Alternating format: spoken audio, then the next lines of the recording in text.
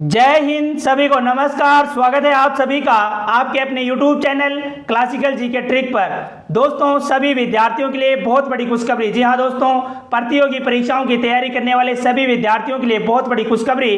दोस्तों, राजस्थान कर्मचारी चयन बोर्ड द्वारा आज की डेट 6 सितंबर 2021 को ग्राम विकास अधिकारी सीधी भर्ती परीक्षा 2021 का डिटेल नोटिफिकेशन जारी कर दिया गया है, जिसका आप सभी को बहुत समय से इंतजार था। दोस्तों, ग्राम विकास अधिकारी सीधी भर्ती परीक्षा 2021 में यदि पदों की हम बात करें तो 3896 पदों के लिए डिटेल नोटिफिकेशन जारी किया गया है, जिसमें ग्राम विकास अधिकारी के गैर अनुसूचित क्षेत्र के 3222 पद हैं, जबकि अनुसूचित क्षेत्र के 674 पद शामिल हैं। दोस्तों, डिटेल नोटिफिकेशन में आयु सीमा, पात्रता एवं शैक्षणिक योग्यता, परीक्षा शुल्क जमा कराने एवं ऑनलाइन आवेदन पत्र भरने की अवधि, परीक्षा आयोजन की प्रक्रिया के संबंधित में संपूर्ण जानकारी डिटेल से डिस्कस करेंगे। इससे पहले जो भी चैनल पर नए हैं, कृपया चैनल को लाइक, शेयर और सब्सक्राइब करें। तो चलिए फ्रेंड, देखते हैं डिटेल नोटिफिकेशन। दोस्तों, डिटेल नोटिफिकेशन यदि देखें तो सबसे पहले ग्रामीण विकास एवं पंचायती राज विभाग के लिए राजस्थान पंचायती राज नियम 1996 एवं राजस्थान अनुसूचित क्षेत्र अधीनस्थ मंत्रालय एवं चतुश्रेणी सेवा नियम 2014 के अंतर्गत निम्नलिखित पदों पर भर्ती हेतु निर्धारित प्रपत्र में ऑनलाइन आवेदन आमंत्रित किए जाते हैं, जिसमें जो पद का नाम ग्राम विकास अधिकारी गैर अनुसूचित क्षेत्र के 3222 पद सम्मिलित किए गए हैं, जबकि अनुसूचित क्षेत्र के 674 पदों को शामिल किया गया है। इस तरीके से कुल पद यदि हम बात करें तो 3896 पदों पर डिटेल नोटिफिकेशन जारी किया गया है। इसके बाद में चयनित अभ्यर्थियों के जिलों के आवंटन की प्रक्रिया के बारे में बताया गया है। दोस्तों, सेकंड पॉइंट में यदि हम पात्रता एवं शैक्षणिक योग्यता की बात करें तो स्नातक या सरकार द्वारा उसके समतुल्य घोषित अर्हता, इसके अलावा भारत सरकार के इलेक्ट्रॉनिक्स विभाग के नियंत्रणाधीन department of electronics accreditation government of India द्वारा आयोजित ओ लेवल या उच्च स्तर का सर्टिफिकेट, या इसके अलावा RSCIT, जी हाँ दोस्तों, ग्रेजुएशन प्लस RSCIT, इसके लिए योग्यता रखी गई है। राजस्थान नॉलेज कॉर्पोरेशन लिमिटेड के नियंत्रण में वर्धमान महावीर खुला विश्वविद्यालय कोटा द्वारा आयोजित Rajasthan state certificate in information technology RSCIT course का प्रमाण पत्र, इसके अलावा यदि RSCIT नहीं है तो सरकार द्वारा मान्यता प्राप्त एक पॉलिटेक्निक संस्थान से कंप्यूटर साइंस एंड इंजीनियरिंग में डिप्लोमा, या भारत में विधि द्वारा स्थापित विश्वविद्यालय या सरकार द्वारा मान्यता प्राप्त संस्थान से कंप्यूटर साइंस या कंप्यूटर एप्लीकेशन में डिप्लोमा, ये सभी योग्यताएं रखी गई हैं। सेकेंड पॉइंट में यदि हम देखें तो देवनागरी लिपि में हिंदी में कार्य करने का ज्ञान एवं राजस्थान की संस्कृति का ज्ञान होना चाहिए। पात्रता एवं शैक्षणिक योग्यता के बारे में हमने डिस्कस किया। चलिए फ्रेंड, देखते हैं नेक्स्ट हम आयु से संबंधित। दोस्तों, आयु सीमा की यदि हम बात करें तो आवेदक 1 जनवरी 2022 को 18 वर्ष की आयु प्राप्त कर चुका हो तथा 40 वर्ष का नहीं हुआ हो, परंतु जिस भर्ती विशेष वर्ष में सीधी भर्ती के पदों के लिए भर्ती नहीं हुई, यदि कोई आवेदक उस वर्ष की भर्ती में आयु की दृष्टि से पात्र था तो उसे आयु की दृष्टि से पात्र माना जाएगा, किंतु यह छूट 3 वर्ष से अधिक नहीं दी जाएगी। जी हाँ दोस्तों, ग्राम विकास अधिकारी भर्ती परीक्षा का आयोजन वर्ष 2016 के बाद में नहीं होने के कारण समस्त आवेदकों को अधिकतम आयु सीमा में 3 वर्ष की छूट दी जाएगी। जी हाँ दोस्तों, आप सभी को पता होना चाहिए 1 जनवरी 2022 को 18 वर्ष की आयु प्राप्त कर चुका हो तथा 40 वर्ष का नहीं हुआ हो, लेकिन 3 वर्ष की छूट सभी विद्यार्थियों को दी गई है, क्योंकि वर्ष 2016 के बाद में ग्राम विकास अधिकारी परीक्षा नहीं हुई है। दोस्तों, उच्चतम आयु सीमा में अन्य विशेष श्रेणियों में छूट के बारे में बताया गया है। ग्रामीण विकास एवं पंचायती राज विभाग की अधिसूचना दिनांक 26/4/2021 के अनुसार राजस्थान पंचायती राज नियम 1996 के नियम 265 में अधिकतम आयु सीमा में छूट के बारे में बताया गया, जिसमें अनुसूचित जाति, अनुसूचित जनजाति, अन्य पिछड़ा वर्ग, अति पिछड़ा वर्ग एवं आर्थिक रूप से कमजोर वर्ग के पुरुष अभ्यर्थियों का जो राजस्थान के मूल निवासी हैं उन सभी को 5 वर्ष की छूट दी जाएगी।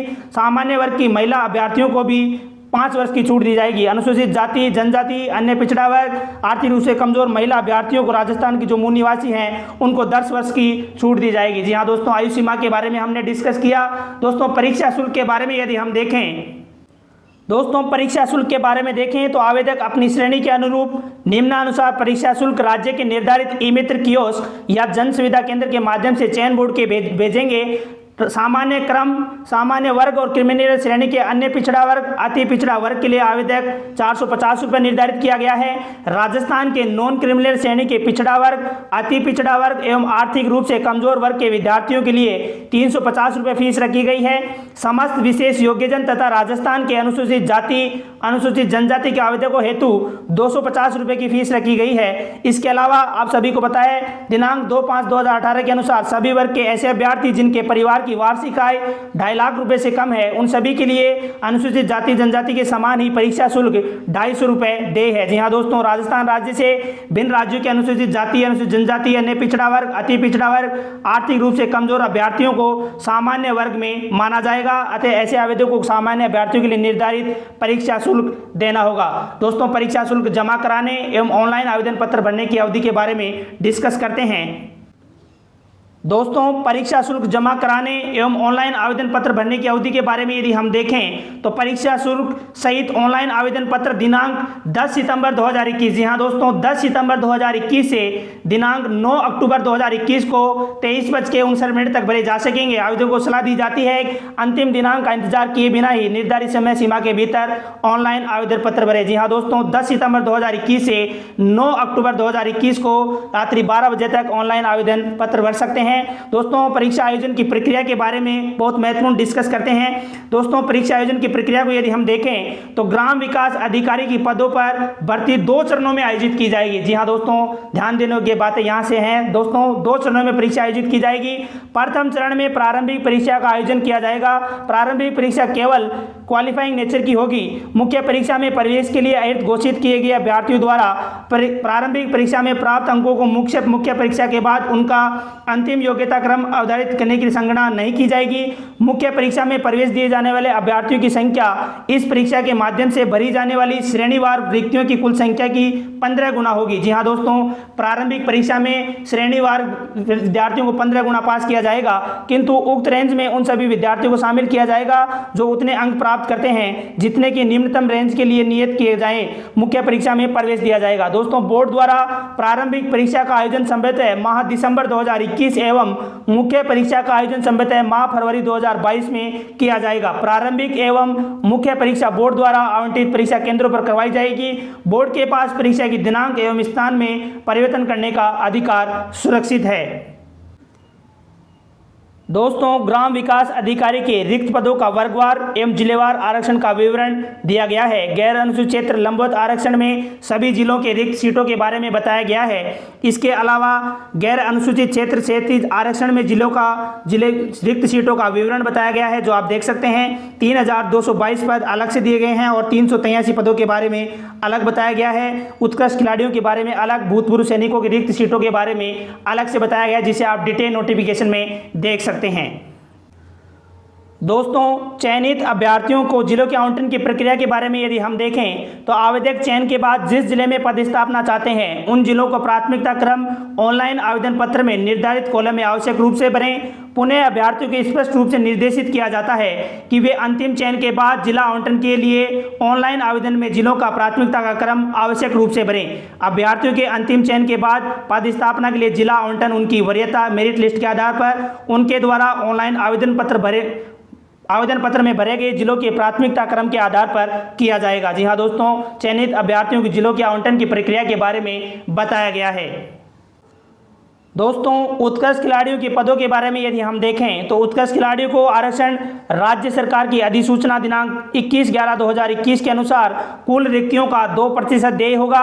उत्कृष्ट खिलाड़ी हेतु आरक्षित पदों का आरक्षण क्षैतिज रूप से है, अर्थात आवेदक जिस वर्ग से यानी कि सामान्य वर्ग, आर्थिक रूप से कमजोर वर्ग, अनुसूचित जाति जनजाति, पिछड़ा वर्ग, अति पिछड़ा वर्ग का होगा उसे उसी वर्ग के अंतर्गत समायोजित किया जाएगा। जी हाँ दोस्तों, उत्कृष्ट खिलाड़ियों के बारे में बताया गया है।